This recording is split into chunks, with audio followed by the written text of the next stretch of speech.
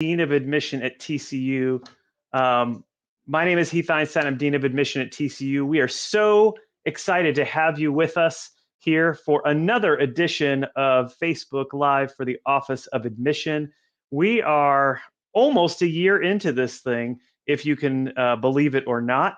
What started as a session we thought would generate a little bit of interest has actually generated a lot of interest. And so we are excited to have you here with us.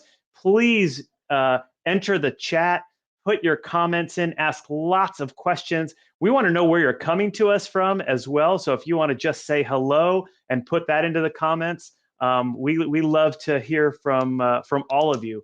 The topic tonight's topic is on communicating with the Office of Admission. And we thought this would be a really good time to have this topic.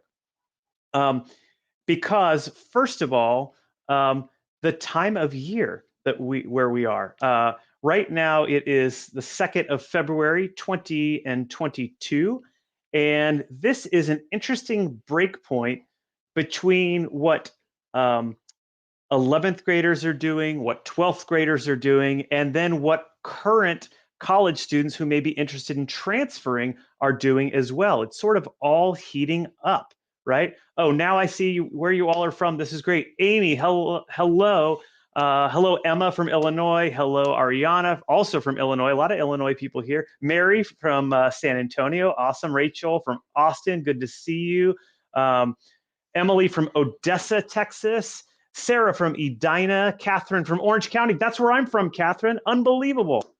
This is so exciting. It's great to have all of you with us. By the way, if you are not from North Texas, you may not be aware that we are right at the very beginning stages of a massive storm that has already caused classes to be canceled for tomorrow and Friday. All university activity has ceased. So this event right here is basically the last thing that's going on at TCU until the weekend.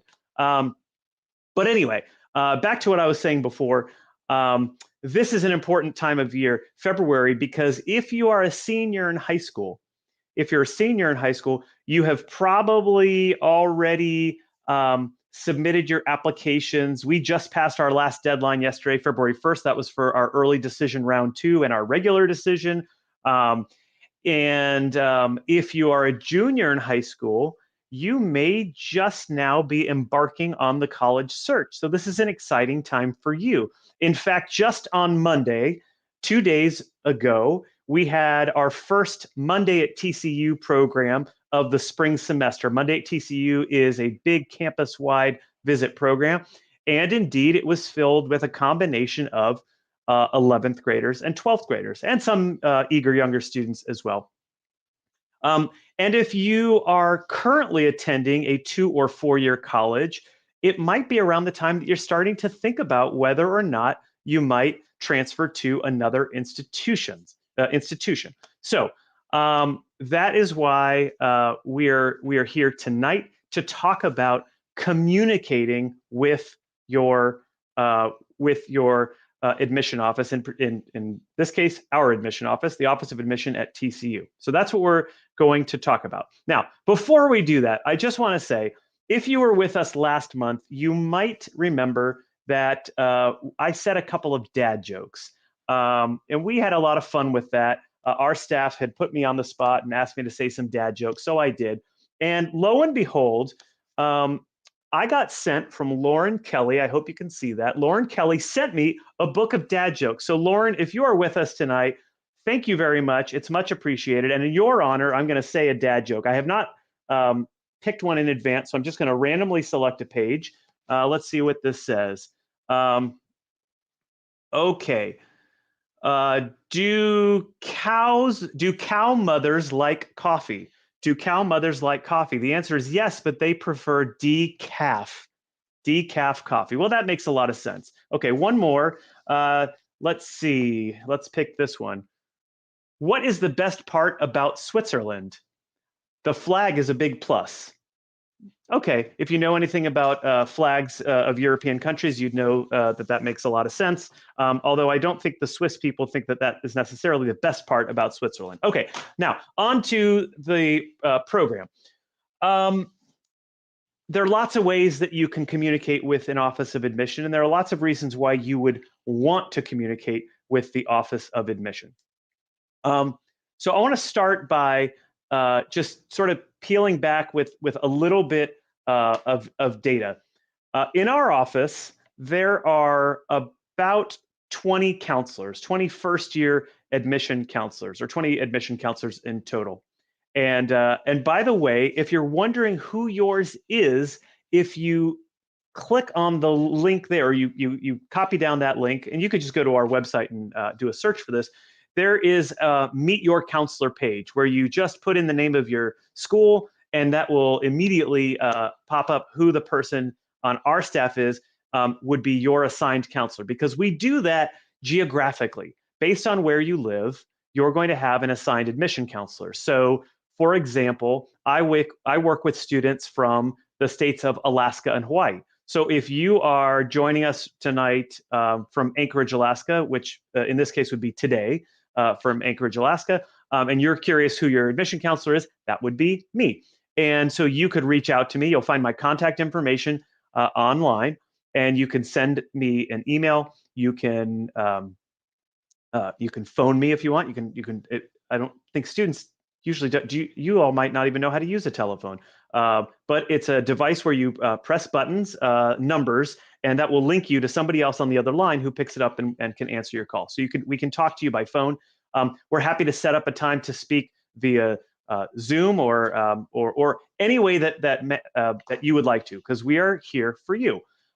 So we have a number of counselors. So depending on where you are in the country, you'll have somebody who's assigned to you. And I should say where you are in the world, because our counselors recruit in really all over the place. In fact, this year we already have applications from 50 different countries, and 50 different states and 86 different countries. It wouldn't have made sense if I said 50 countries and 86 states, but you know that. 50 different states, 86 countries. So we have students from all over the world. That's part of what makes TCU so exciting. And indeed, we have counselors who are divided up, and we recruit regionally. That person is going to be really important to you, because the person who is your assigned counselor not only is on the receiving end of your emails and phone calls and Zoom conversations, but they are the same people who are out on the road recruiting in your territory. They are the people you see at your high schools. They're the people you see at the college fair. And when you come to visit us on campus, you could even find time to meet with that person who is on our campus. If it's a campus-based staff member, we actually have 5 regionally based staff members. They are in Chicago, Atlanta, Northern California, Southern California, and Western Massachusetts. So they actually live permanently in those places.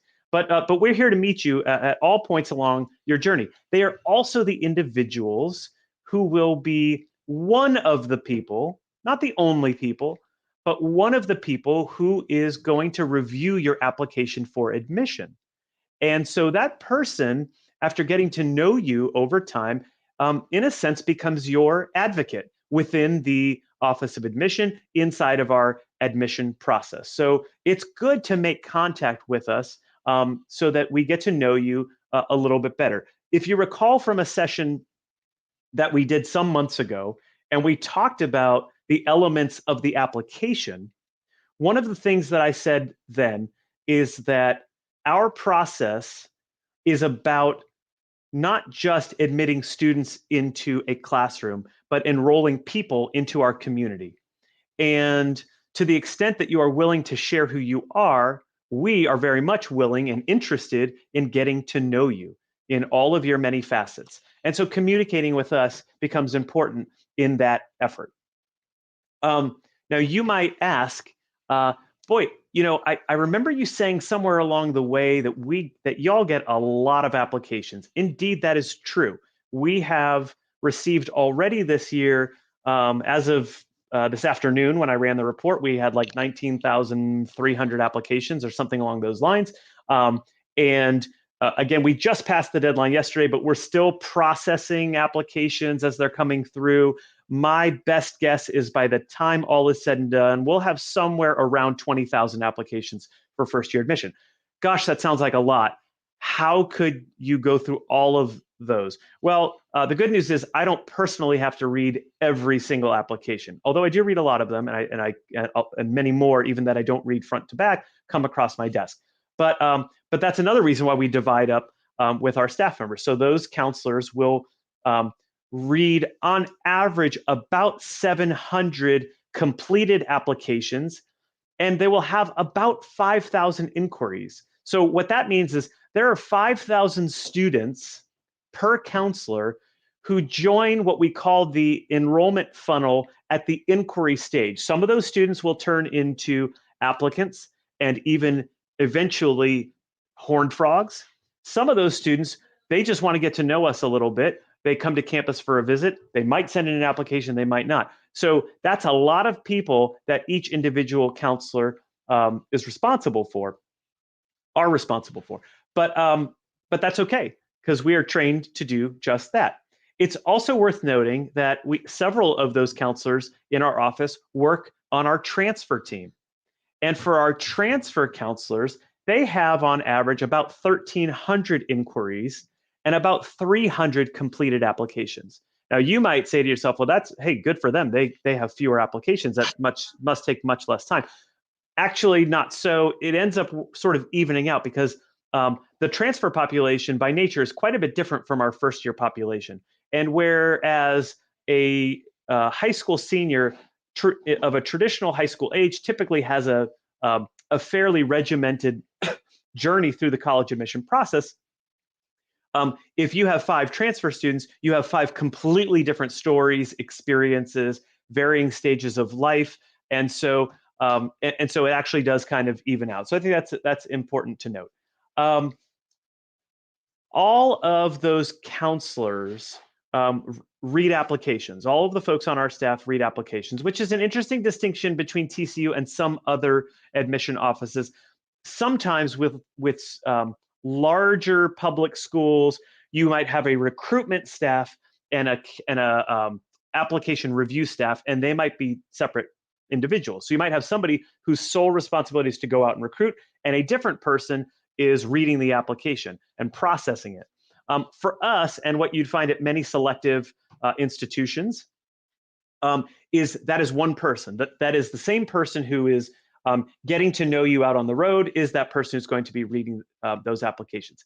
Each of you, when you submit an application, your application is going to be reviewed by at least 3 different people, sometimes more. But I mentioned that one person, the sort of the common thread, is going to be your assigned counselor will be one of those 3 people. Who the other people are could vary. It could be me, it could be somebody else. But we have a consistent and rubriced process so that there is a sense of evenness to how the applications are reviewed. And you can imagine it takes quite a bit of time to get through all of those applications. At any rate, there's another concept that I think is important for you to understand as it pertains to communicating with counselors, and that is the concept known as demonstrated interest. This has been getting a lot of publicity, especially in recent years, when it comes to the college admission process. So it sort of begs the question, what does demonstrated interest mean, and why is it important? Well, that's going to vary from college to college, like so much in this process. And I recognize and sort of have to apologize up front for the fact that every college having a different set of policies makes it necessarily confusing for you, and that confusion leads to anxiety. So I apologize for that. I know that that's the case. But I want to speak, at least from the perspective of TCU, what that means for us. The idea of demonstrated interest is that you are showing colleges that you have a sincere desire to be there, under the line of thinking that if we have 2 applicants who are otherwise identical, right? Their grades are the same, the quality of their writing is the same, the rigor of their curriculum is the same, the depth of commitment to their activities is the same. But student A has visited our campus, they spent time in a department that was of interest to them, They met with us when we visited their high school. They went to the college fair. They did everything that could possibly have been asked of them. They read through every email that we sent and they clicked every form that we had. And student B did none of those things. And their only point of contact with our office is the application itself. Student B is what in our industry we call a stealth applicant. Okay. Now, if you're a college and you have one offer of admission to make and you have those two students, which student do you think is more likely to enroll at your school? It's the student who has demonstrated interest in your institution. Now, 30 or 40 years ago, nobody paid attention to that stuff. Nobody on the admission side really cared about the demonstration of interest. Over time, that has been a tool that some colleges use to help manage their enrollment.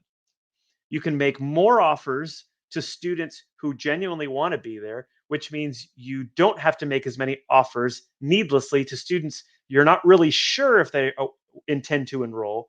And it's a way that colleges can sort of keep their admission rate down, um, and again, manage their enrollment. We have what I think is a fairly sane approach to the demonstration of interest. And that is, I think demonstrated interest is very important, but not because it's going to help us manage our class. Rather, it's going to help you, the student, decide whether this indeed is a place that you want to be. And so when we are online, sort of paying attention to the ways in which you connect with us, we do it as a means to provide you with even more information that you would find relevant. So if I can see that you're spending time on our financial aid webpage, that sends a message to me that you are interested in learning about financial aid. And so the reasonable thing for me to do is to push out more information on financial aid. So we don't take the approach that in order to get into TCU, you must necessarily have a very high demonstration of interest. Because if you have been a great student in the classroom and you have been a leader outside the classroom and you're a high impact person, um, then there's a there's a good chance that you're going to be competitive for admission. And then the onus is on us to convince you that TCU is where you want to be. Now, I should tell you that not every college takes that approach. And so while I would love to believe that everyone who's viewing this Facebook Live believes that TCU is absolutely the place to be, I also recognize that you're looking at other colleges, and other colleges may even be higher on your list. You're going to want to check with those schools to see what their approach to demonstrated interest is. But that's why we're talking about communicating with the offices. You can email us. Some schools will track every email you ever send to them. Some schools will ignore it completely. If you're a school, and I'm not going to name any school by name, but let's just say you're a school that's highly sought after and is extremely selective, and you admit less than 5% of the students who apply, demonstrated interest isn't really all that important, because no matter what that interest level might appear to be, the chances are if an offer of admission is extended, it's very likely going to be accepted. So that's why some schools do it a little bit differently. Okay, I've already spoken for a long time, and you have lots of questions. So I'm going to try to go through these as quickly as I can. So let's start. And some of these were collected ahead of time using social media. So I appreciate those who were able to supply us with questions in advance. Whereas others of you are commenting right now and asking questions. And again, we're going to try to get through as many of these as we can. I'm going to start by addressing questions pertaining to communicating, since that's what tonight's topic is. But if there are other questions in there I will try to get to as many as we can. Okay, so one is Allie Nicholas has asked, should we email again if we never received a response? And the answer is yes, and mea culpa. We apologize for not responding to your email. Whether it is the Office of Admission or Office of Financial Aid, I know that the Financial Aid Office is getting inundated right now with lots of messages. Know that we really do want to get in touch with everybody. We try to respond as quickly as possible. But the combination of being knee deep in file review at this time. We just finished out our early rounds of reviewing applications. We're now have moved into the early decision 2 and the regular decision rounds. Means it can take a little bit of time. So please be patient. But yes, if it's been several days and you haven't heard back from us, please do reach out directly to your counselor. If you've done that already, you can also always contact our general office email address. That's frogmail, FROGMAIL at tcu.edu. If you are a transfer student, that would be transferfrog at tcu.edu. And if you are an international student, it's frogworld at tcu.edu. Another great way to connect with us is through the portal. That would be for students who have already submitted an application for admission. Sometimes we get phone calls or emails that say, I sent in my application a week ago. Can you check to make sure that my teacher sent in his letter of recommendation? Of course, we are very happy to do that for you. But you actually can do that for yourself by going onto the My TCU portal. The credentials, the initial login credentials were sent to you, and then you have the ability to create your own login information, and you can monitor that information. There's a checklist of required credentials in the portal, and you can look right there. Once you are an admitted student, by the way, all of the post-admission activities will also take place in the portal. So, for example, registering for an admitted student event would be inside the portal. That's not something you do on our website because it is specific to admitted students. So that's going to become an important landing place for you. So yes, definitely remain committed to contacting us. Okay. Let's see. Going through the questions. How can we update? This is Kendall is asking. How can we update our class rank if we received them after the deadline of the application? Kendall, that's a great question. First of all, I want to say while we do track class rank, that is really for statistical purposes only. We don't make admission decisions based on class rank. And the reason for that is because most high schools now don't provide a class rank. Some do, but about 2/3, maybe even more than 2/3 now, of incoming TCU students arrive to us having never been ranked in high school. And so to consider it for such a small percentage of students, while not considering it for the vast majority of students, we decided a few years ago to just eliminate that from consideration in the review process. However, again, for statistical purposes, and we do have to report that out in some spaces, you can just email your counselor or email that Frogmail account, and we can update that for you manually. So thank you very much. Okay. Halen asks, when will we hear back from admissions if we applied in November? So if you applied in November, and I would presume that means after the November 1st deadline, so you weren't applying early decision or early action because those decisions have already been sent out. If you applied in November, but for one of our February 1st deadlines, either early decision 2 or regular decision, you will hear back at some point prior to April 1st. We put that in our publications prior to April 1st. The reality is that historically speaking, we've actually been able to get those regular decision notifications out in mid-March. But we always give ourselves until the end of March, or more specifically April 1st, just in case something goes haywire, we have a problem with technology, or we get far more applications than we anticipate, or we have snowpocalypse, where last year we lost about a week's worth of time to read files because of power outages. Short of something like that happening, I think it's fair to say you can expect a decision sometime in the middle of March if you submitted your application for one of our February deadlines. Okay, so thank you, Halen, for that question. Okay, Samuel asks, do counselors review all applications, or is a software program used to screen the large volume of applications for key words, phrases, or information? Samuel, I love this question. It's a fantastic question. And I think in a time when you are seeing a lot of AI used to do screenings for job applicants, that it's perfectly reasonable to assume that a college admission office would do the same thing. I cannot speak for other admission offices. At TCU, we read everything. There is no artificial system that's used to um, move students into or out of one uh, set of decisions or another. Everything is read cover to cover.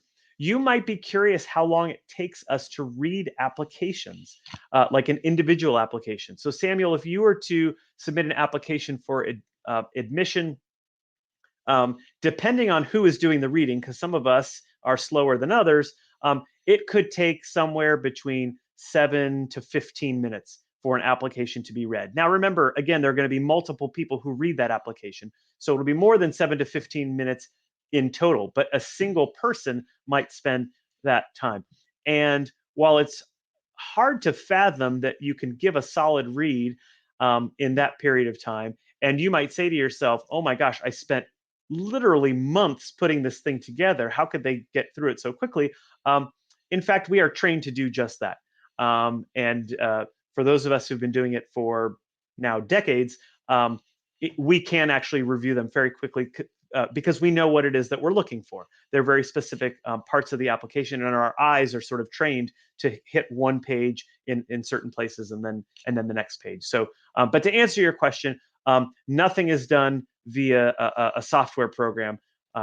We do have a software system that helps us route files. We read electronically. So like when I started in admissions about 100 years ago, everything was done on paper. And we would literally have to pull out files, read papers, write our notes, and so forth.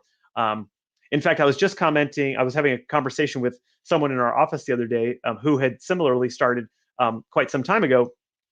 And we were talking about how it wouldn't be uncommon to open up a file and see a letter of recommendation or a transcript that had been misfiled because like a paper clip had put two transcripts together, and a student may have found that their transcript was missing, even though they claimed that they had sent it in, and in reality they had sent it in and it had just been misfiled. That doesn't happen anymore because it's all done on the computer. So it makes things a lot easier and a lot faster. So anyway, okay. Let's move to the next question. Nicole asks, I should say it's under Nicole's account, but Alex Rodriguez is asking, from Encinitas, very nice, from California. Alex applied EA, early action, for this fall, but was deferred. I submitted fall grades. What else can I do? Okay, so this is a great question. We have many students who applied early action for the fall. Some of them were admitted, some of them were denied, and a number of them were deferred. And I think sometimes we don't think that that is a possible outcome. And it's a rather unsatisfying outcome as well, because you think, oh my gosh, I was planning to get a decision, and now you're just putting me off and telling me I have to wait several more months. The first thing to know is when we defer students who have applied early action, we are saying to you, we still believe in you, and we believe that there is a chance for you to be an admitted student to TCU. Doesn't guarantee that you're going to be admitted, but it's not like how it occurs at some colleges where we're sort of gently denying admission. No, what we want to know is more information. We want to know more information about you, the applicant, in the form of those fall grades, your what we call the 7th semester grades, so your first semester of senior year. And we want to know what the rest of the applicant pool looks like. And so how you appear in the context of that regular decision pool will determine ultimately whether you're admitted or denied admission to TCU. By the way, we have a policy that we do not defer students from early action only to then waitlist them from that regular decision pool, because we feel that that would be cruel and unusual punishment.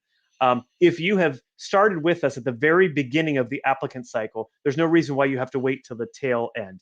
we feel like in order to honor you as an applicant, that you deserve a final decision once we come out with those decisions here in about a month and a half. Now, early action students also have the option on that defer acceptance form to change to early decision round two. For some of those students who applied early action, they had a chance to visit campus after November 1 and say, you know what, TCU really is my top choice. I think this is a great place. I can see myself here. So I'm going to switch to early decision round two. There's another set of students who were deferred early action who had applied early decision somewhere else and said and not get admitted. And now they're saying, you know, TCU was my number two school, but my number one school now no longer is in the picture. So now my number two school has become my number one school, and I'm going to therefore apply early decision round two. So those are options. At any rate, if you were deferred early action, you had that choice on your application as well. What we want from you really is just your fall grades. Now, if there is something else that you believe is relevant for us to know, let's say that between the time you submitted that early action application and the time that we had a chance to review it and come to you with that deferred decision, let's say you are a basketball player and you won most valuable player at the winter break tournament. That is something that you are more than welcome to share with us. So this goes back to the what we're talking about tonight, communication. You can absolutely share that with us on the defer acceptance form. You can send us an email. You can call us. You can text us. However you want to communicate to us. That is absolutely something that we would want to know. So any sort of co-curricular achievement that you've had in addition to what you accomplished in the classroom in first semester, anything that is new and relevant since the time you submitted your application would be something that we're interested in seeing. So, so Nicole, thank you very much for asking that question. Let's see. Nika asks, so this is sort of along the same lines that we were just talking about. If I was deferred but switched to ED2, will that actually help with admission? And the answer to that, Nika, is I don't know. And the reason why I don't know is because we have never had early decision round two before. This is the first year that we are doing it. And I will tell you candidly that we have been surprised and happily surprised at the number of students who have switched to early decision round two, signifying that TCU is their top choice. We kind of thought it would be like 5 or 10 kids, and it's a lot more than that. So that's good. Now, I don't say that, I'm not trying to scare you, Nika. That's not the point at all. The point is that that we do have a number of students who are interested in doing that. And yet, it's still going to be a much smaller pool of students than that regular decision pool of students. And so I think it does help students stand out in the sense that you're being reviewed in the context of a smaller applicant pool. So since we sort of start this next round of reviews with those early decision round two students, I do think that it can be a little bit easier to set yourself apart. The bottom line, however, is that we are looking for students who are academically qualified and who are going to be impact individuals in our community. And so simply by virtue of saying, I want to be at TCU and I'm willing to commit by applying early decision round two, that is not on itself by itself going to earn admission to TCU. Okay, Holden asks, hi, I'm a 12th grade applicant. Is there any chance to speak to someone from political science who's a political science major?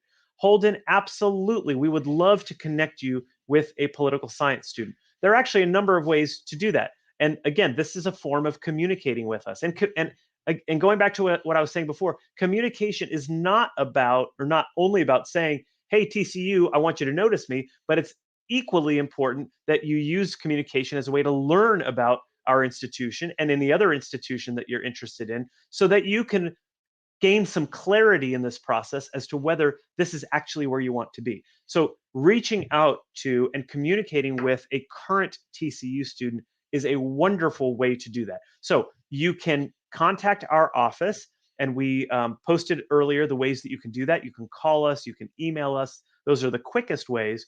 You could also reach out directly to the political science department if you would like, and you can find their contact information on the TCU webpage. and they would be very willing to do that. We would, if you reach out to us, we're essentially going to be back channeling it. We're going to connect with the department and try to identify a student. We might also have a student who is a current TCU ambassador. Those are students who work in our office, giving tours and so forth. And we might find a political science major for you to connect you with as well. But the bottom line is, I think that's a really smart thing to do, because you want to have a sense of what it is exactly you're walking into. And there's only so much you can find out just by reading reading the website, or listening to someone like me drone on for an hour. So yes, definitely connect with students. Okay. Claudia asks, or says, Zachary Habib here in Dallas. If I sent a letter of continued interest to my counselor, should I also follow up by phone? Don't want to overdo it. Claudia, love that line of thinking. And there definitely isn't a need to overdo it. If you have already followed up to express interest in TCU, you have done your job. Every time a student contacts us, we do track that, just as a way to sort of see what the that interest level is. But if you call us once and follow up with an email or something like that, there really is no additional utility to making phone calls and emails on top of that. So if you were to call 30 times instead of 2 times, that's not really going to make an appreciable difference. And frankly, I think you probably could find better ways to spend your time than just calling or emailing. Now, that is not to suggest that if you've got questions that weren't answered the first time you contacted us, that you shouldn't then contact us again. On the contrary, you ask as many questions as you need to until you feel confident that you are well versed with TCU and that you can make a really good decision once you get that offer of admission, see what the financial aid package is, and so forth. So that's a great question. Thank you very, very much. Okay, let's see. Okay, Tatum Newcomer asks, is there a formal interview when applying?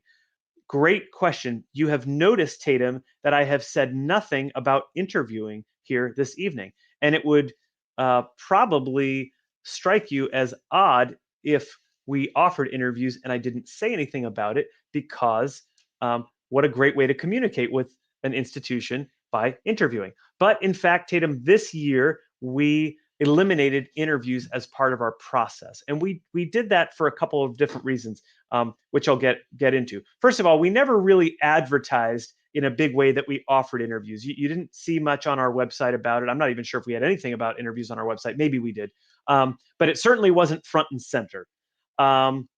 And over the past summer, as we were talking about ways that we can sort of better level the playing field and create better pipelines of access for all of our students, we thought that a formal college interview could provide a barrier to some students for a variety of reasons. But what we've discovered as we went back and looked at the data is that the students who requested interviews typically were students who came from very well-resourced schools. And so students who already sort of had an advantage in the system going through by being at those schools anyway, and getting a great education, now we're finding this sort of advantage in the admission process. And we weren't real comfortable with that idea. The other thing that we discovered about the students who were requesting interviews is that very often those students were already very interested in TCU. And in fact, at a high percentage, those students were already applying early decision.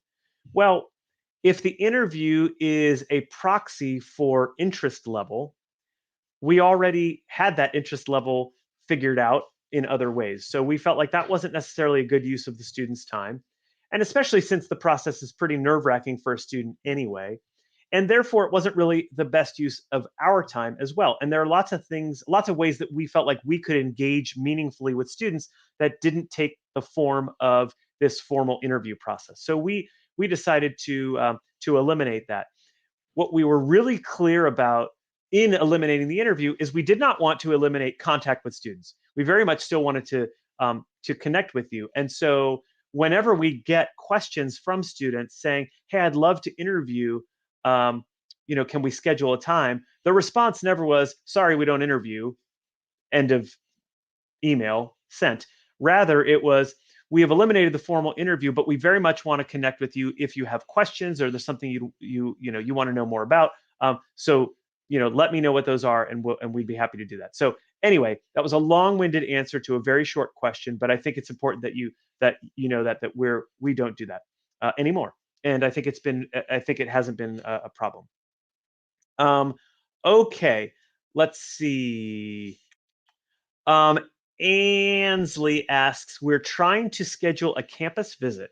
I would rather come on a Friday, but if we need to come on Saturday, will I miss out on important information? Are buildings open on the campus tour? So that's a very good question. There is a slight programmatic difference by visiting Saturday versus Sunday, and that is the 30-minute information session led by an admission counselor that would precede the tour if you came on a Monday through Friday. However, all of the information that's provided in that information session can be found on our website, and um, we have virtual information sessions that we offer as well. So you can definitely pick that up along the way. So if you need to come on a Saturday, you can absolutely come on a Saturday. The walking tour of campus is the same. The tour route is the same. The buildings that the student tour guides, our ambassadors, take you into are the same. You won't see as many students maybe going from class to class with backpacks on. Maybe they're going from Market Square in the blue over to Schollmeyer Arena to watch the basketball team play. So there's a different kind of activity going on campus, but very much activity going on campus. So coming on a Saturday is no problem whatsoever. By the way, you can go on our website to schedule a visit. We have lots of visit opportunities available on campus. The only thing that would be asked of you, the only thing different now during the pandemic, is we do have a mask requirement inside buildings on campus. So you'll see that when you register, you'll be asked to acknowledge that and requested to wear a mask on campus inside of buildings. But when you're outside of buildings, you can be maskless, and that's worked very well. So we've basically opened up back to our more or less to pre-pandemic stages in terms of what we're doing in the Office of Admission with our visit program. Okay. Grace asks, if I applied regular decision yesterday, is it possible to email and switch to ED2? Grace, what a timely question, because we just today within our staff, had a conversation to say, when are we going to stop allowing students to do that?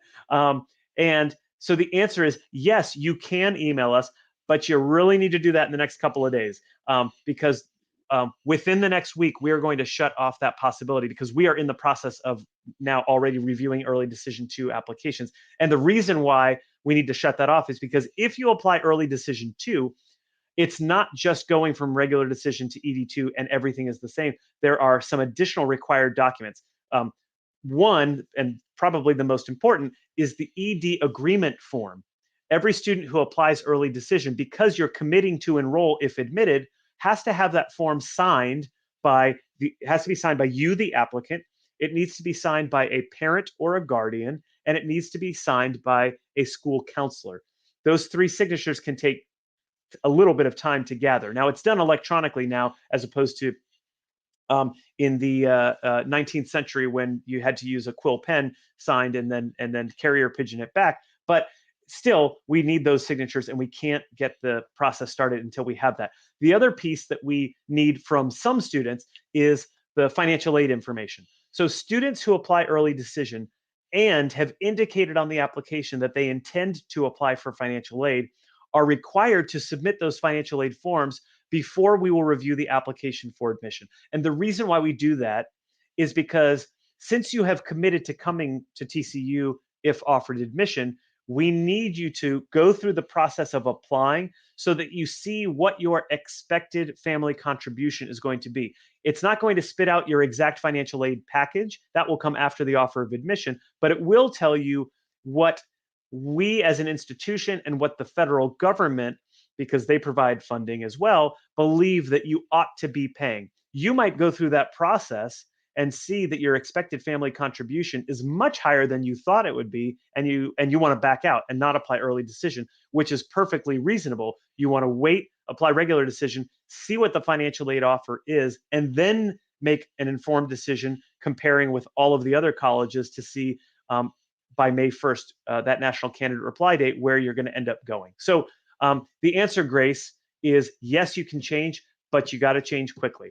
By the way, I mentioned at the outset that we are at the very beginning stages of a pretty severe storm, and that the university has already ceased activity for the next 2 days. So you likely will not hear back from us if you try to call or email between now and Monday.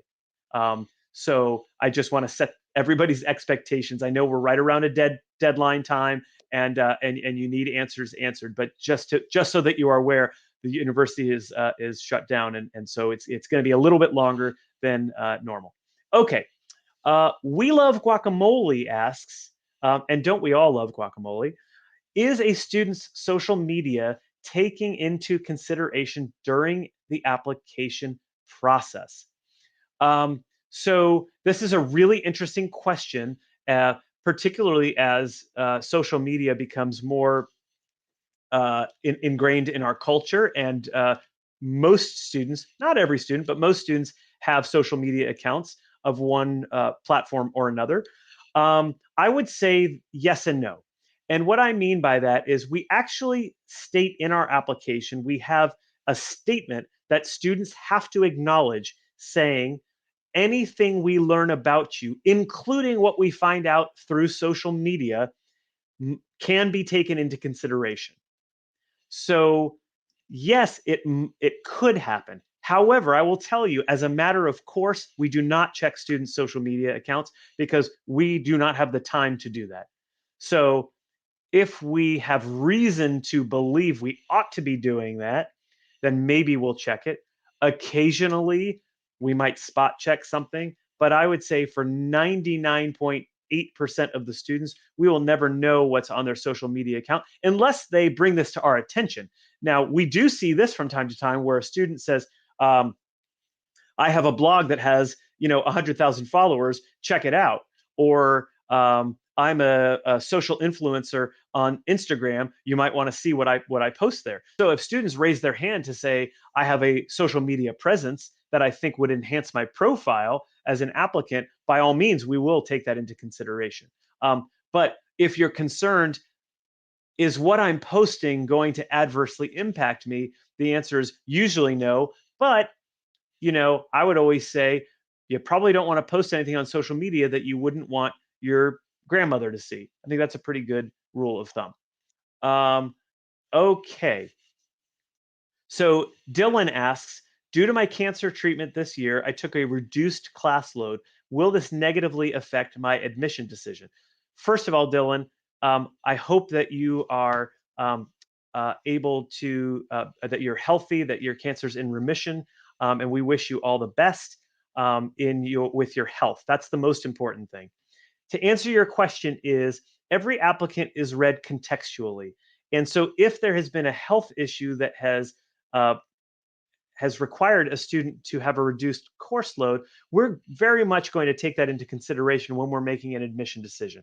So I would posit to you, Dylan, that it would not negatively impact your admission decision. And again, best wishes on your health moving forward. Okay, David asks, sorry if we missed this, but when is the appropriate time to reach out to my admission counselor if I'm currently a junior? David, there is never a wrong time to reach out to your admission counselor. You could, if you haven't done so already, you can reach out just to say hi. Hi, my name's David. I'm from, I don't know where you're from, but I'm from such and such a place. You're my assigned admission counselor. And I just want to let you know I'm super excited about TCU, and I'm going to be on the lookout for when you're visiting my high school in the fall. Also, I'd love to schedule a campus visit. How can I do that? Or something along those lines. And our counselor will get back to you. Perfectly appropriate to do it now. Perfectly appropriate to wait and do it as you get closer to the time when you're visiting campus. It is entirely up to you. Okay, Mary Littlejohn asks, did ED applicants get deferred too? And the answer, Mary, is no. We do not do that. Our early decision students, because they have been so enthusiastic in raising their hand and saying TCU is absolutely where we want to be, we feel duty bound to give them a final decision right from the outset. And statistically speaking and historically, the early decision pool isn't quite as strong as the early action pool. And so if you are not able to stand out within that smaller pool, then you're not going to be able to stand out in early action or regular decision. And so for that reason, we just made a very clear policy from day one that early decision students are going to get an up or down vote. And we just felt like that was the most humane thing to do, because if you're not going to get in, let's allow you the emotional space to move on to your next set of colleges. Okay, so Martha asks, hi, this is Peter Meyerson. So hi, Peter. As a transfer student, what is the best way to show TCU is your first choice without ED option? Very good question, Peter. And so I think now's a good time to pause and just sort of talk briefly about that transfer process, which is much more straightforward in actuality, though the cases of the students may vary, may have more variance. The process for us admitting the students is more straightforward than for first year admission. And that is, if you have completed at least 12 hours in what we call a long semester, either a fall or spring semester at an accredited 2 or 4 year institution, as long as you meet the minimum GPA requirement, which for most majors is 2.7, but it's higher for a couple of the majors, and you can go on our website and see that. You are, and everything is checks out in terms of your disciplinary and academic standing at your previous institution, then you're pretty much going to be admitted. There may be some exceptions, but you're certainly going to be extremely competitive. And so for that reason, we don't feel the need to have an ED option, and we know empirically that transfer students apply to far fewer schools than do high school seniors applying for first year admission. It is now common for high school seniors to apply to 7, 8, or 9 colleges. That may be an average. We see a lot of students who are applying, and this may apply to you, some of you out there, who apply to 15, 17, 18 colleges. I think that's too many, but not for me to say. Transfer students, it's much, much different. Typically, once they know that they want to transfer, they very quickly narrow down that group of schools. And it might be tied to a region of the country. It might be because I know of a specific program I want to do, and only these 2 colleges have it. But very often, transfer students are only applying to 2 or 3 colleges. And so, again, not the same need from an enrollment management standpoint to offer that early decision. And so, the best way to show TCU as your first choice as a transfer student, just applying sort of does the trick. And you will find with our transfer students, because there's so much high touch between the transfer applicant and our transfer counselors, that we get to know you really well and have a good sense through those many conversations as to what your interest level in TCU is. So, so no worries there. Okay, we're down to about 5 minutes left, if you can believe it. This time has just flown by. So let's see. Let me try to get through. There are a couple of questions about letters of recommendation. Christina asks, how much do letters of recommendation help if you were deferred and then submit them in addition to fall grades? Christina, the answer is they really don't help all that much, because typically what that additional letter of recommendation is saying is not a whole lot different from what we see and what we need to see in the letters of recommendation that we get with that initial application. And the decision on whether to admit a student who has been deferred largely just rests on performance in the first semester of senior year relative to the performance that we're seeing from our regular decision students in the context of the particular program that you're interested in. that can play a role as well. And we did a session, I think our December session, it was either November or December, but I'm pretty sure December was all about choosing your major. And we talked through how there are certain majors that have a different level of interest from applicants, and so the requirements may be a little bit different. So that plays into it as well. So don't worry about gathering an additional letter of recommendation. That really is not going to carry the day. Along the same lines as letters of recommendation, Izzy asks, should I submit letters of recommendation even though they aren't required as a transfer student? And the answer is, if you believe a letter would enhance your profile, because unlike the previous question, because we don't have a letter of recommendation on file for you, absolutely you are welcome to send it in. If you feel like it's important to help us understand who you are, then we want to know that. But again, going back to a comment I made before, with transfer students, the decision almost exclusively rests with what your GPA is. So again, a little bit different transfer versus first year students. Let's see. So Mateo asks, as an international student, we don't have the chance to visit campus or go to college fairs. What are other ways we can get in touch a lot more with TCU? Greetings from Ecuador. Well, gracias, Mateo, for your question. We very much want to speak to you. We have several members of our team who are dedicated specifically to international students, led by Karen Scott, who is our Director of International Admission. She gets to know all of our international students. So you can absolutely reach out to her. You can email us at frogworld@tcu.edu. And if you would like, you can even request an opportunity to schedule an appointment with Karen or Nicole Sinclair or other members of our international team who can set up that time to talk.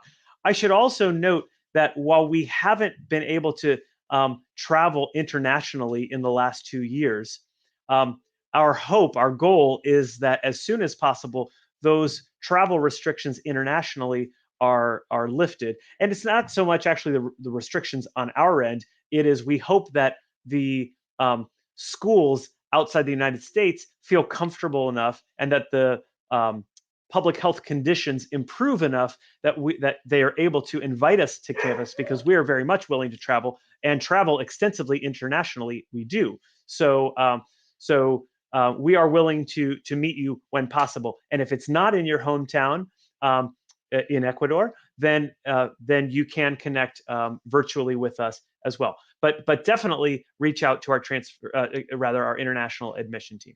Okay. Let's see. Let's make this. I can't believe it's 6:58 here in DFW. So we're gonna have to make this the last question. I'm so sorry to do that. But let's see. There were a couple of questions in here about scholarships. Okay, so I am going to just go with. Let's see. Emma asks, "Hi, I'm currently in 11th grade. Hi, Emma. Good to see you. I love TCU. Great to hear. We love that, and would love to attend. I've seen your merit scholarships, but I'm wondering if TCU offers any more."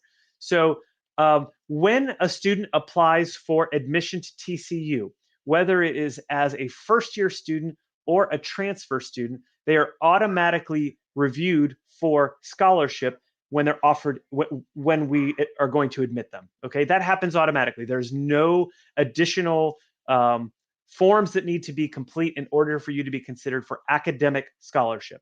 It's going to be based on your grades, based on your curriculum. If a student submits test scores, we will take that into account. If we believe that will help the student, if we don't believe the test scores will help the student, we'll ignore them. All of those academic components will be the determinants of whether a student has earned a scholarship. You'll be notified about the scholarship at the time of admission. There are other scholarships that are offered at the university based on talent. So think about athletic scholarships, music scholarships, dance scholarships, etc.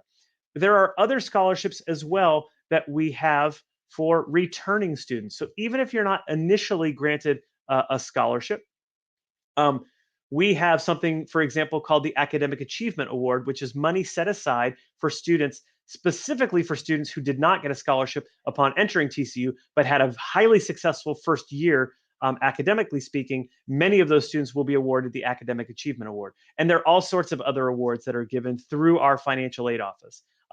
You might also consider external sources of scholarships. So I always like to recommend fastweb.com as a great source for scholarships. Emma, one last thing for you, since you're a junior, you might set up a profile on Raise Me, RAISE Me. Raise Me is a micro scholarship site. TCU is a partner, and you will earn money for things that you have accomplished throughout high school. So, an A in a particular class or holding a leadership position. And you can go on the website and see exactly what we will give you money for, so long as you add TCU by December 1st of your senior year. Then, if you're admitted, we guarantee to meet at least that level of scholarship. Okay. So if we do not give you an academic scholarship, but you've earned $6,000 through that micro scholarship site, we will give you $6,000. Now, if you've gotten $6,000 through that, but we then come on top of that with $12,000, we don't match those up together. You would just get the bigger of the two. Okay. Okay, that's a great way to end it. There were a lot more questions. I wish that we had time to answer them all. We will try to go through and respond to your comments on Facebook if we can. But I want to thank you all for being with us again this time. We always have a lot of fun with it. Next month we will do this again in March, and we will be celebrating our anniversary. It will be the first anniversary of doing these Facebook Lives. So that will be a lot of fun. We'll have a little bit of a celebration. Okay. With that, we wish you a pleasant evening. If you are in a part of the country where you're dealing with inclement weather, we wish you warmth and safety. Otherwise, have a great evening and go Frogs.